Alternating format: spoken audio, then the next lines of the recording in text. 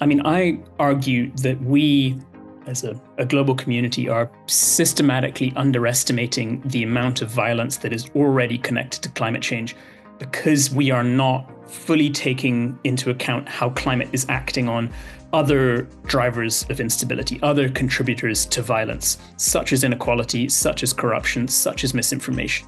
So when we look at climate-related violence, there can be a tendency to focus on terrorist groups, to focus on conflict between countries. And again, for good reason, it's sort of more headline grabbing.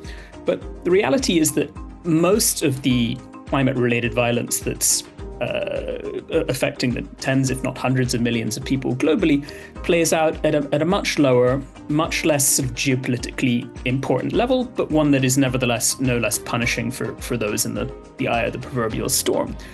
Broadly speaking, the US military has been pretty advanced in its understanding of kind of climate change's destabilizing potential. I mean, going back to the 1990s, the Pentagon has been one of the forces at the forefront of climate change research.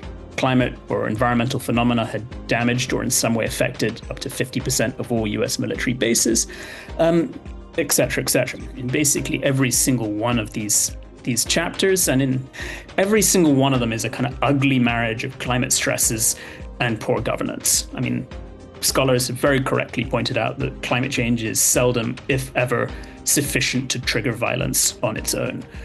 We are in a world in which the qualities of governance appear to be plumbing sort of new lows in relatively sort of recent historical terms, at least. We're speaking against the backdrop of kind of a broader pullback and shrinkage of global humanitarian assistance.